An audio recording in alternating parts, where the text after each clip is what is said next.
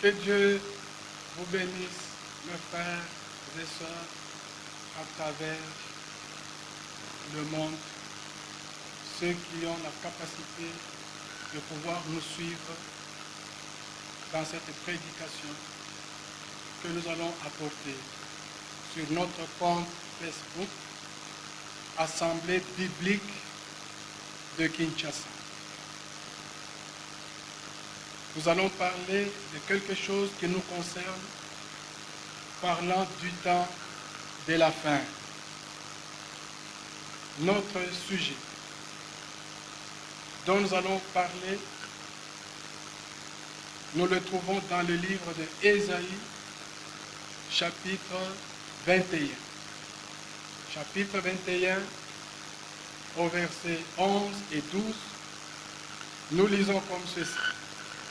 Ésaïe chapitre 21, versets 11 et 12, oracle sur Duma. On m'écrit de Séir, sentinelle, que dis-tu de la nuit? Sentinelle, que dis-tu de la nuit? La sentinelle répond, le matin vient et la nuit aussi. Si vous voulez interroger, interrogez. Convertissez-vous et revenez.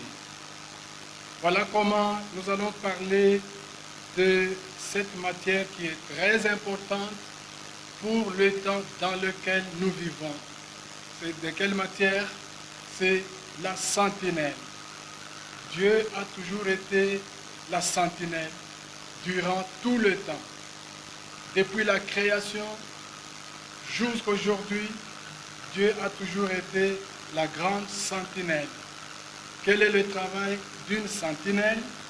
Le travail d'une sentinelle, c'est de veiller, c'est de surveiller, c'est d'observer afin de prévenir, avertir, annoncer des choses qui vont devoir arriver. C'est là que le Seigneur Dieu lui-même, comme nous allons le voir, dans le jardin d'Éden, il était la première sentinelle qui pouvait dire à l'homme, alors qu'il venait de le créer et de l'installer dans le jardin d'Éden. Quand nous lisons dans le livre de Genèse, au chapitre 2, du verset 15 au verset 17, voilà comment le Seigneur travaille, il fait l'œuvre d'une sentinelle. Au verset 15, l'Éternel Dieu prit l'homme et le plaça dans le jardin d'Éden pour le cultiver et pour le garder. L'Éternel Dieu donna cet ordre à l'homme. Tu pourras manger de tous les arbres du jardin, mais tu ne mangeras pas de l'arbre de la connaissance du bien et du mal, car le jour où tu en mangeras, tu mourras. Voilà comment le Seigneur a accompli cette œuvre de sentinelle. Il a annoncé à l'homme, il a prévenu l'homme pour lui dire, voici comment tu vas vivre, et si tu fais ceci, tu vivras. Tandis que si tu manges de cet arbre, tu mourras. Donc le Seigneur Dieu avertissait l'homme pour dire que Dieu a toujours averti l'homme. Dieu a toujours annoncé des événements, Dieu a toujours annoncé des choses qui doivent prévenir l'homme. Et dans son âge, chacun qui est de Dieu écoutera toujours la voix de la sentinelle. C'est ainsi que nous lisons également dans le livre de Habakkuk, le prophète Habakkuk aussi. Dieu avait fait de lui une sentinelle, à tel point qu'il pouvait dire, Habakkuk chapitre 2, au premier verset, « J'étais à mon poste et je me tenais sur la tour. Je veillais pour voir ce que le Seigneur me dirait et ce que je répliquerai après ma plainte. » Voilà comment Habakkuk aussi Dieu avait fait de lui une sentinelle. Pourquoi? Parce qu'une sentinelle doit se poster dans la tour. Et la tour a toujours été construite au-dessus de la muraille. La muraille, c'est une construction qui a été faite pour encadrer une ville, pour garder une ville. Mais au-dessus de la muraille, on doit encore élever une tour. Et c'est dans cette tour-là que la sentinelle doit être là, postée, en train d'observer au loin, en train de surveiller le temps. Après, vous avez la chose, les avertissements de la sentinelle. C'est là que dans sa bonté, dans sa grâce, Dieu a toujours prévenu son peuple. Dieu a toujours prévenu, annoncé des choses. Quand nous prenons le livre de Ésaïe, chapitre 41, voilà la grande sentinelle, comment elle est en train de parler. La grande sentinelle, c'est Dieu lui-même. Prenons Ésaïe 41, au verset 21 à 23. Ésaïe 41, verset 21. Plaidez votre cause, dit l'Éternel. Produisez vos moyens de défense, dit le roi de Jacob. Qu'il le produise et qu'il nous déclare ce qui doit arriver. Quelles sont les prédictions que jadis vous avez faites? Dites-le pour que nous y prenions garde et que nous en reconnaissions l'accomplissement. Ou bien annoncez-nous l'avenir. Donc une sentinelle, quand elle est dans la tour, elle observe au loin et elle est capable de dire les choses qui vont venir, les choses qui vont arriver. Et cette sentinelle, à son poste, elle doit être veillante, elle doit veiller, elle doit scruter le ciel, elle doit connaître la place de chaque étoile pour que la question, quand elle lui sera posée, elle est capable de dire « Quelle heure est-il de la nuit ?» Sentinelle, quelle heure est-il de la nuit? Quelle heure est-il? Et elle est capable, une véritable sentinelle, est capable de dire avec exactitude, en observant les étoiles dans le ciel, elle est capable de dire avec exactitude quelle heure est-il annoncé. C'est là que le Seigneur dira maintenant au verset 26, au chapitre 41, verset 26, là le Seigneur est en train de dire qui en a, qui sont capables de prévenir, qui sont capables d'annoncer, qui sont capables qu'ils puissent dire aussi l'avenir, qu'ils disent les choses qui vont venir plus tard, qu'ils nous le démontrent, qu'ils les annoncent et que nous puissions attendre l'accomplissement de la chose. Et au verset 26, qu'il a annoncé dès le commencement pour que nous le sachions, et longtemps d'avance pour que nous disions c'est vrai. Nul ne l'a annoncé, nul ne l'a prédit, et personne n'a entendu vos paroles. C'est moi le premier qui ai dit à Sion, les voici, et à Jérusalem, j'envoie un messager de bonnes nouvelles. Je regarde et il n'y a personne parmi eux qui prophétise et qui puisse répondre si je l'interroge.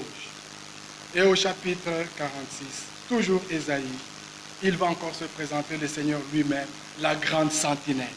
Voilà ce qu'il dit, Ésaïe 46, au verset 10. J'annonce dès le commencement ce qui doit arriver, et longtemps d'avance ce qui n'est pas encore accompli. Je dis, mes arrêts subsisteront, et j'exécuterai toute ma volonté. Voilà ce que la véritable, la grande sentinelle, elle est capable d'annoncer les choses avant que les choses ne viennent, avant que les choses ne s'accomplissent. La sentinelle annonce, elle prédit, elle dit les choses dans le but d'avertir, dans le but de prévenir les peuples de Dieu. C'est pourquoi, mes chers frères et sœurs, à travers le monde entier, la grande sentinelle, qui est Dieu lui-même, a fait des hommes ses sentinelles. Noé, en son temps, était la sentinelle de Dieu. Dieu avait fait de lui une sentinelle. Noé en son temps pouvait dire, voici le déluge va venir et va détruire la terre entière. Là, le remède, c'est l'arche. Quiconque entrera dans l'arche sauvera sa vie. Noé était une véritable sentinelle parce que le Seigneur Dieu compare les sentinelles, ses messagers aux aigles. L'aigle, c'est un oiseau qui va plus haut, qui monte plus haut. Et plus haut vous montez, plus loin vous voyez. Et c'est là que Noé pouvait voir les déluges.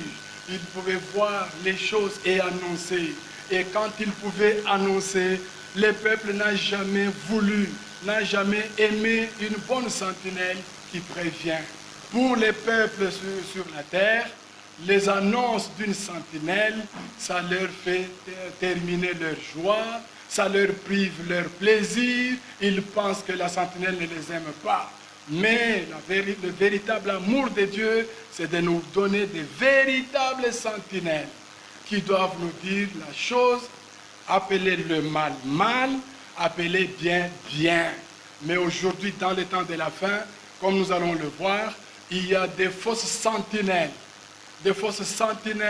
qui sont là pour embrouiller les peuples de Dieu. Mais la véritable sentinelle de Dieu annoncera les choses de Dieu. La véritable sentinelle de Dieu parlera des paroles de Dieu pour ramener les peuples de Dieu dans la voie du Seigneur, parce que l'épouse de Jésus-Christ doit être une épouse sans tache, sans ride, ni rien de répréhensible. Elle doit être conforme, sa foi doit être conforme à la parole de Dieu. Comme nous allons le voir, nous avons parlé de Noé, nous parlons également d'Ésaïe lui-même. Quand nous voyons Ésaïe qui était la sentinelle, retournons quand elle était dans la tour, qu'est-ce que Ésaïe pouvait voir? Au chapitre 21, là où nous étions, maintenant allons au verset 6. Ésaïe en tant que sentinelle, qu'est-ce qu'elle avait crié? Ésaïe chapitre 21, verset 6. Car ainsi m'a parlé le Seigneur, va, place la sentinelle, qu'elle annonce ce qu'elle verra. Qu'est-ce qu'elle avait vu? Elle vit de la cavalerie, des cavaliers 2 à 2, des cavaliers sur des ânes, des cavaliers sur des chameaux. Et elle était attentive, très attentive. Puis elle s'écria comme un lion, Seigneur, je me tiens sur la tour toute la journée et je suis à mon poste toutes les nuits. Et voici, il vient de la cavalerie, des cavaliers 2 à 2. Elle prit encore la parole et dit, elle est tombée Babylone, et toutes les images de ces dieux sont brisées par terre. Voilà ce que la sentinelle avait vu. Et quand elle a annoncé cela au peuple qui était en bas, pour eux, c'était un rabat-joie. La sentinelle leur privait de plaisir. Pourtant, elle leur disait ce qu'elle voyait. Au loin, il y avait une armée étrangère qui était en train de venir, des cavaliers 2 à 2 sur les chameaux, des cavaliers sur des ânes. Ils venaient pour détruire. Parce que quand l'ennemi vient, quand les dangers viennent, c'est pour détruire. C'est là que Ésaïe, c'est là que la sentinelle, elle devait crier, elle devait annoncer les choses à venir, elle devait annoncer les dangers qui venaient. Et aujourd'hui, la véritable sentinelle de Dieu annoncera les dangers qui sont imminents pour ce monde. C'est pourquoi nous vous disons, chers bien-aimés, que le temps dans lequel nous vivons, quand nous ne pouvons que regarder l'environnement dans lequel nous vivons, non pas seulement dans nos familles, mais toute la terre entière aujourd'hui, elle croupit sous un fléau du nom de coronavirus. Ce n'est qu'un des signes, qui avait été prédit, qui avait été annoncé. Quand vous verrez cela, aujourd'hui nous vous parlons de cela, non pas pour vous effrayer, non pas pour vous intimider, mais nous vous prévenons, car nous sommes les sentinelles du Seigneur. Le Seigneur a fait de nous des sentinelles. Et chaque pasteur, Chaque ministre est une sentinelle qui doit crier au peuple de Dieu des dangers qui sont en train de venir, des dangers qui sont imminents. C'est ainsi que la sentinelle pouvait s'écrier et crier disant, le matin vient et la nuit aussi. La sentinelle répond, le matin vient et la nuit aussi. Comment les deux choses contraires arrivent? Le matin vient et la nuit aussi vient. Comment deux choses? C'est ce que nous allons voir pour que vous puissiez comprendre qu'aujourd'hui, la même sentinelle qui est Dieu, à travers ses envoyés, à travers ses messagers, il est en train de crier, chers amis, peuple de Dieu, sachez que au moment où nous vous parlons, le matin vient et la nuit vient. Le matin vient pour qui? Le matin vient pour ceux qui sont prêts. Pour ceux qui sont prêts. Être prêt signifie quoi? Pour ceux-là qui ont cru au Seigneur Jésus-Christ, pour ceux-là qui ont cru pour se préparer, qui ont expérimenté la nouvelle naissance, qui ont expérimenté la sanctification, qui ont expérimenté le baptême du Saint-Esprit dans l'âme. Pourquoi cela? Cette précision est très nécessaire parce qu'aujourd'hui, il y en a qui sont baptisés du Saint-Esprit dans leur esprit et ils se retrouveront en enfer avec leur baptême du Saint-Esprit. Mais le baptême du Saint-Esprit dans l'âme, c'est un scellement, c'est un sceau, le sceau de Dieu, la marque de Dieu. Ce sont ces gens-là qui seront prêts, qui ont cru au message de leur temps, qui ont cru à l'action de Dieu dans leur temps. Le Seigneur Dieu n'est pas seulement le Dieu d'hier, il n'est pas seulement le Dieu de demain, il est le grand je suis, au temps présent. Quelle est l'action du Seigneur? Quelle est l'action de Dieu? Et les élus de Dieu, ce sont ceux-là qui vivent selon la parole de Dieu de leur temps. Ils sont préparés et ils se préparent. Et c'est là que nous comprenons que la première sentinelle que Dieu avait envoyée dans ce monde, c'était Noé. Nous en avons parlé. Une autre sentinelle, c'était Ésaïe. Une autre sentinelle. Il y en a beaucoup, mais nous en parlons pour gagner du temps. Quand nous prenons également Ézéchiel, la tâche de la sentinelle. Ézéchiel, chapitre 3. Voilà ce qui est dit dans Ézéchiel, chapitre 3, au verset 17. Fils de l'homme, je t'établis comme sentinelle sur la maison d'Israël. Tu écouteras la parole qui sortira de ma bouche et tu les avertiras de ma part. Voilà comment Ézéchiel, Dieu avait fait de lui une sentinelle. Et la sentinelle, c'est que je peux encore vous dire, une sentinelle, c'est une personne choisie. Elle a des qualités. Quelles sont les qualités? Elle doit avoir une bonne vue. Une vue de loin, une vue de près. De telle manière, quand elle est là, dans les hauteurs, dans la tour, elle observe au loin. Elle observe au loin, elle voit distinctement les choses et peut les annoncer à ceux qui sont en bas. Elle est là, elle connaît l'emplacement de chaque étoile. Elle est capable, quand on lui posera la question, qu'en est-il de la nuit? Quelle heure est-il? Elle est capable de dire avec exactitude l'heure qu'il fait.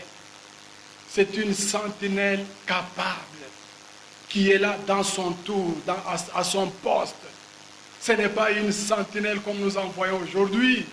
Il est là, il abandonne l'église, il est dans les affaires. Mais une véritable sentinelle demeure toujours à son poste. Et cette sentinelle, elle a des livres d'astronomie, elle a des livres de géographie, des livres pour que, en lisant tous ces livres-là, elle est capable de donner la bonne information. Et Dieu, connaissant cela, en Éphésiens chapitre 4, où il dit, il a établi des sentinelles pour le perfectionnement de l'Église, pour l'édification du corps de Christ, qui sont des pasteurs des églises. Mais aujourd'hui, quelles sont ces sentinelles qui voient le mal au loin et qui annoncent au peuple de Dieu pour que le peuple se prépare? Parce que dans chaque âge, Dieu a toujours pourvu à des sentinelles. Il y a la sentinelle, le messager de l'heure, et quand le messager de l'heure arrive, il porte son message, et les deux autres doivent être établis, ils sont établis par le Seigneur, pour porter ce message au loin. Dans notre temps, William Branham a été établi comme sentinelle par le Seigneur Dieu, une sentinelle, et au-delà de la tour, qu'est-ce qu'il pouvait dire en tant que prophète? Quelle était la mission de William Branham? Quel était le mandat de William Branham? Quel était le message de cette sentinelle que Dieu a envoyée au temps de la fin? Cela est décrit dans le livre de Matthieu chapitre 17. La sentinelle dans notre temps. La sentinelle dans notre temps. Élie, je vous enverrai Élie le prophète.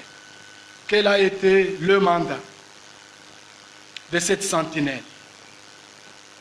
Son mandat est décrit comme cela. Matthieu chapitre 17, au verset 10 et 11 et 12. Les disciples lui firent cette question. Pourquoi donc les scribes disent-ils qu'Élie doit venir premièrement? Élie doit venir premièrement. Le Seigneur répondit, il est vrai qu'Élie doit venir et rétablir toutes choses. Mais je vous dis, Élie est déjà venu et qu'ils ne l'ont pas reconnu et qu'ils l'ont traité comme ils ont voulu. De même, le Fils de l'homme souffrira de leur part. Les disciples comprirent alors qu'il leur parlait de Jean-Baptiste. Vous comprenez bien que là, il y a deux Élie dont le Seigneur est en train de parler. Pendant qu'il est en train de parler, Jean-Baptiste était déjà venu et il avait même accompli sa mission. Mais voilà que le Seigneur est en train de dire, Élie doit venir premièrement. Et c'est ce qu'il va répéter dans le livre de Marc au chapitre 9. Marc chapitre 9. Marc chapitre 9, voilà ce que nous lisons. Il leur répondit, Élie viendra premièrement et rétablira toutes choses. Et pourquoi est-il écrit du Fils de l'homme qu'il doit souffrir beaucoup et être méprisé? Donc nous comprenons que dans ces temps de la fin, le Seigneur Dieu avait prévu une sentinelle dans l'âge de la fin. Et cette sentinelle, quel était son mandat? Quelle était sa mission? Quel était son message? Son message était de rétablir toutes choses. C'est ainsi que William Branham, en tant que messager, en tant que sentinelle, et c'est ce que nous sommes en train de crier, que vos oreilles spirituelles entendent cela. Il est temps, mes frères, mes sœurs, il est temps, mes frères, mes sœurs, de pouvoir entendre la voix de la sentinelle. Sentinelle, qu'en est-il de la nuit? Sentinelle, quelle heure est-il? Quelle heure est-il, sentinelle? Alors la sentinelle nous dit, nous sommes au temps de la venue de l'époux. L'époux qui pouvait dire, je m'en vais vous préparer une place et je reviendrai et je vous prendrai. Voilà que Élie le prophète est en train de nous donner ce grand cri, le grand cri qui dit, chers amis, chers chrétiens, aujourd'hui c'est le temps où toutes choses doivent être rétablies. Et quand nous prenons le messager, quand nous prenons la sentinelle qui est comme un poteau indicateur. La sentinelle, c'est un poteau indicateur. Quand vous avez un poteau indicateur, il vous indique le chemin à suivre. et vous n'allez pas rester autour du poteau indicateur. Suivez l'indication, suivez ce que vous dit le messager. Et le messager nous dit, aujourd'hui c'est le temps de rétablissement. Toute la parole a été restaurée, toute la parole a été rétablie. Les mystères ont été révélés, toute la parole a été ramenée. Et le cri d'aujourd'hui, avant que le Seigneur ne vienne prendre son épouse, le cri est en train de retentir. Revenez, revenez à la parole. Voilà le cri du message du temps de la fin. Le cri du temps de message de la fin est en train de crier, revenez au commencement. Revenez à la parole de Dieu. Revenez au commencement de l'Église. Revenez à la Bible. C'est ça le cri du message. Tu ne peux pas comprendre le message et être un branhamiste. Le messager ne sait pas prêcher lui-même, mais le messager a un message, un avertissement pour les peuples de Dieu. Le peuple de Dieu doit être restauré. La foi des enfants de Dieu doit être restaurée, c'est-à-dire être ramené à ce qu'était au commencement de l'Église. C'est ainsi qu'il est dit, la dernière prédication sera identique à la première prédication.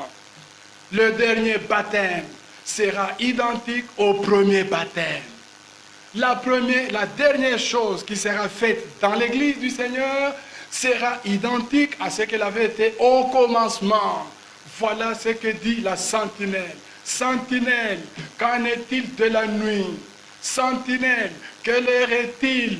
L'heure, la réponse est, l'heure, c'est la venue du Seigneur. Les signes le démontrent. Le Seigneur pouvait annoncer en tant que grande sentinelle, il pouvait dire, quand vous verrez les tremblements de terre, quand vous verrez les pestes, quand vous verrez des famines, quand vous verrez Israël dans sa terre, ce sont les signes de la venue du Seigneur Jésus-Christ.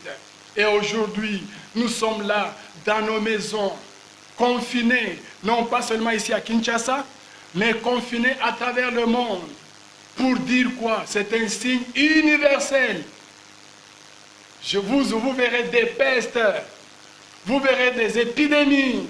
Aujourd'hui, tout le monde parle de la pandémie, la pandémie.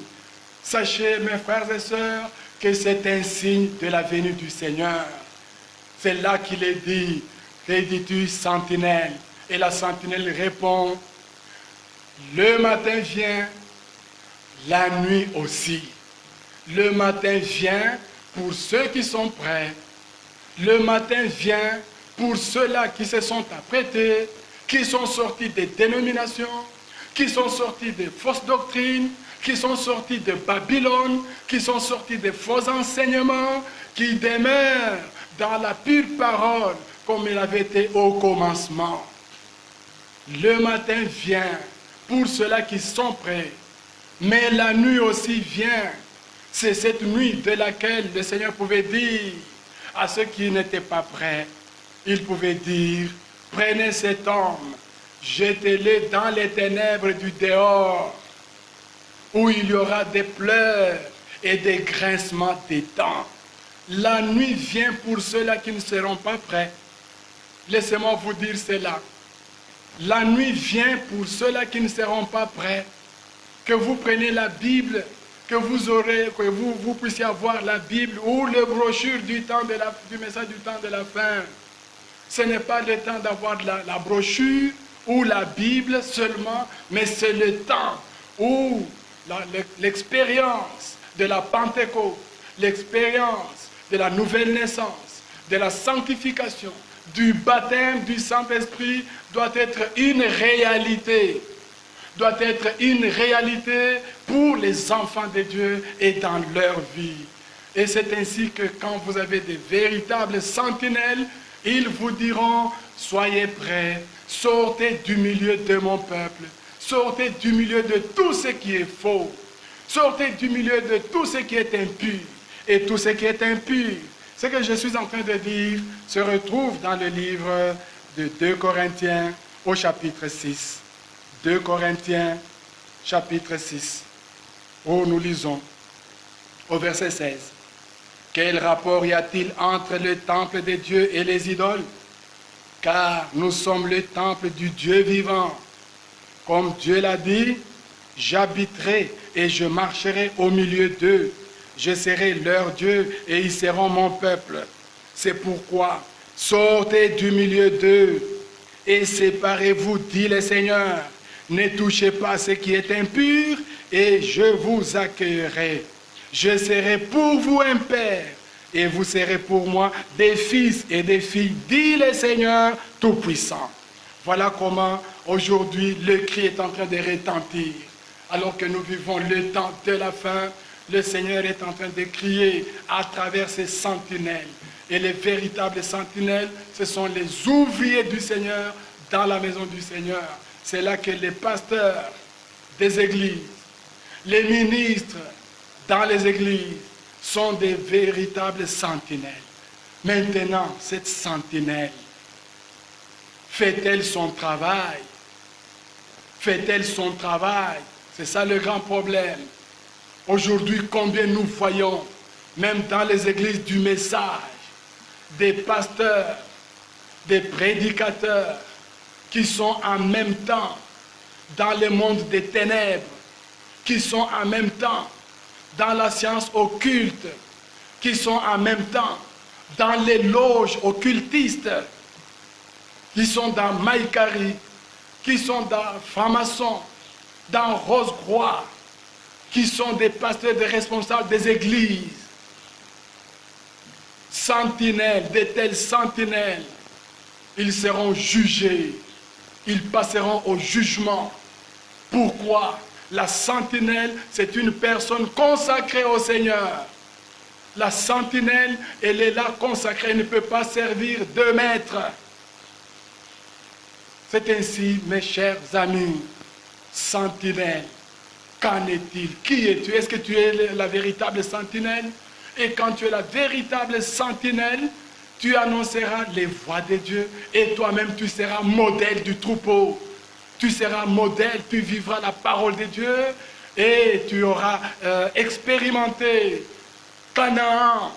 Comme Josué, il devait parler de Canaan. Pourquoi? Parce que lui-même était déjà à Canaan.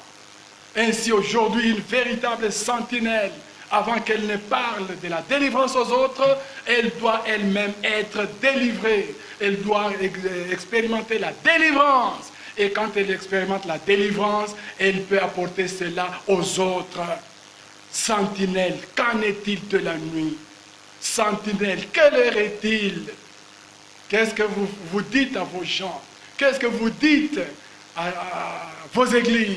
En tant que la véritable sentinelle, nous devons avoir un message pur, un message restauré, un message rétabli, qui est conforme à la parole de Dieu dans tout ce que nous croyons, dans tout ce que nous enseignons, dans tout ce que nous pratiquons. Cela doit être de A à Z conforme aux Saintes Écritures. Pourquoi? Parce qu'il a été dit par l'apôtre Paul, aussi une sentinelle que Dieu avait établie, quand il pouvait dire ceci dans le livre de Éphésiens, au chapitre 2, au verset 20. Il pouvait dire ceci, ça c'est l'apôtre Paul. Il est en train de dire, vous avez été édifiés sur le fondement des apôtres et des prophètes, Jésus-Christ lui-même étant la pierre angulaire. Voilà notre édification. Notre édification n'est pas sur un groupe de prière. Notre édification n'est pas sur un quartier général. Notre édification, c'est sur le fondement des apôtres dans tout ce que nous croyons. Mais aujourd'hui, malheur est-il que beaucoup, mais gloire au Seigneur, les enfants de Dieu, Dieu leur donnera de reconnaître les véritables sentinelles.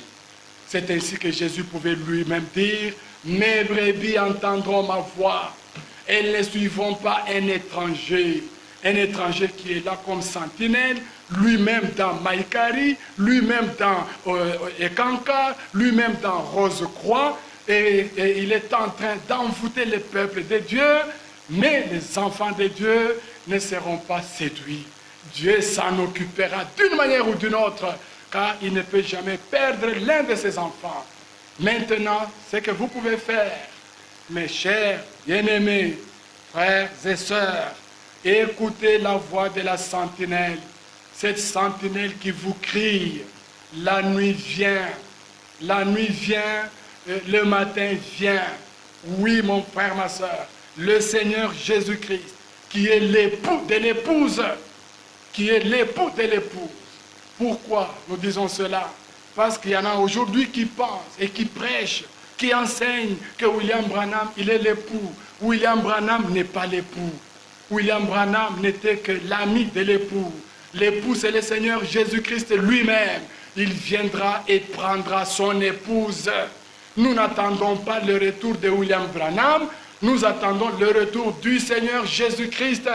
Il n'y a même pas dans les Écritures, dans la parole de Dieu, il n'y a aucune promesse où vous allez lire, où le Seigneur dit, William Branham reviendra pour la mission de l'attente.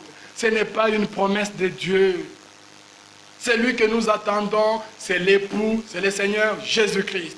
Nous n'attendons pas le retour d'un prophète, William Branham, mais nous attendons le retour du Seigneur Jésus-Christ. Et pour ce retour-là, nous préparons notre foi, nous préparons notre vie. Notre vie doit être conforme à la parole de Dieu. Étant la Vierge sage, nous devons être préparés, nous devons vivre, nous devons croire, nous devons enseigner, nous devons pratiquer ce qui est conforme aux Écritures.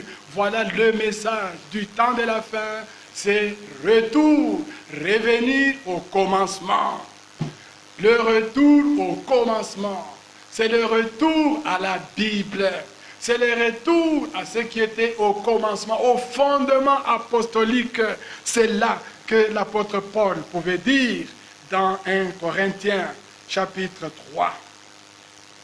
Chapitre 3, 1 Corinthiens chapitre 3, où il pouvait dire au verset 10, « Selon la grâce de Dieu qui m'a été donnée, j'ai posé le fondement comme un sage architecte et un autre bâtit dessus.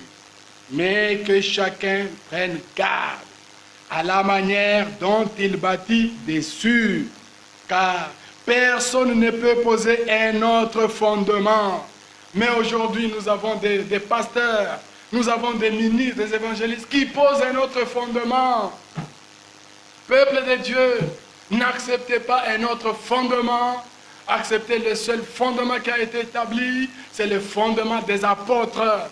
Et le fondement des apôtres, c'est la parole immuable, la parole qui ne change pas. Voilà le mandat de William Branham. Quand il pouvait venir avec un mandat spécial, un mandat direct de Dieu, retourner à la Bible.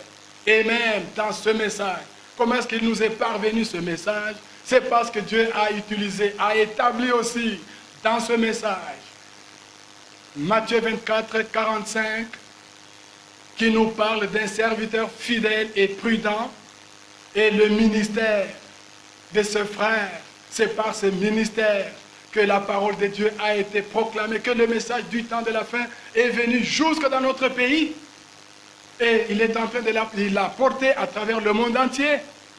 C'est ainsi, dans chaque ville, le Seigneur a établi ses serviteurs, il a établi ses sentinelles. Peuple de Dieu, écoutez la voix de la sentinelle. Et une véritable sentinelle, elle est là dans son poste. Elle est là à son poste. Elle veille, elle surveille, elle est attentive. En étant attentive, elle proclame les dangers qui viennent. Elle dit les choses qui viennent. Et c'est là que nous sommes en train de vous dire les choses qui viennent. Les choses qui viennent, c'est quoi? Nous attendons aujourd'hui, pendant que je vous parle, il y a des événements que nous attendons. Nous attendons la résurrection des morts. C'est un événement. La résurrection des morts, elle n'a pas encore eu lieu. La résurrection des morts, nous l'attendons. Qu'est-ce que nous attendons encore? Nous attendons la transmutation des corps. Voilà les événements que nous attendons. Nous attendons la résurrection des morts. Nous attendons la transmutation des corps pour que nous puissions porter le corps glorieux. Et nous attendons l'enlèvement. L'enlèvement, c'est un événement surnaturel. Il n'a pas encore eu lieu. Nous attendons l'enlèvement pour dire le même Seigneur qui était allé, qui était élevé dans un corps physique, retournera dans un corps physique pour prendre des hommes et des femmes dans des corps physiques. Voilà ce que nous attendons. Nous attendons l'enlèvement de l'épouse de Jésus-Christ. Ce sont les événements que nous attendons. Mais n'oubliez pas, après l'enlèvement, ceux qui seront restés devront affronter la colère de Dieu. Ceux qui seront restés, qui ne seront pas enlevés, vont affronter la colère, les jugements de Dieu. C'est là qu'il est dit, le matin vient et la nuit vient aussi. C'est par là que nous allons terminer parce que notre temps touche vers la fin. Reprenons Ésaïe chapitre 21 pour retracer la parole que nous avons eue depuis le début. Ésaïe 21, nous lisons ceci au verset 11. Oracle sur Douma. On m'écrit de Séhir, sentinelle, que dis-tu de la nuit? Sentinelle, que dis-tu de la nuit? La sentinelle répond, le matin vient. Retenez, le matin vient et la nuit aussi. Il y a deux choses qui arrivent. Le matin vient et la nuit aussi. Le matin qui vient, c'est pour la Vierge sage. C'est pour l'épouse de Jésus-Christ. Vous qui croyez réellement comme le disent les Écritures, vous qui croyez, vous qui vivez selon la parole de Dieu, vous qui expérimentez la délivrance et les expériences du salut, l'époux vient. L'époux vient, le matin vient, c'est sûr. Soyez encouragés, mes frères et sœurs. Vous qui êtes dans le vrai, soyez rassurés, persévérez. Le Seigneur est à la porte. Le matin vient, c'est sûr. Et quand le soleil va venir, le Seigneur va nous prendre. Nous quitterons ce corps d'humiliation où nous tombons malades, où nous vieillissons, où nous souffrons la famine, où nous souffrons ceci et cela. Nous quitterons ce corps. Mes chers amis, ainsi, et je vous dis, soyez encouragés, peuple de Dieu, vous qui êtes déjà baptisés au nom du Seigneur Jésus-Christ, vous qui avez expérimenté la nouvelle naissance, vous qui avez expérimenté la sanctification, vous qui avez expérimenté le baptême du Saint-Esprit, demeurez dans le bon, demeurez dans le vrai, demeurez dans les choses de Dieu.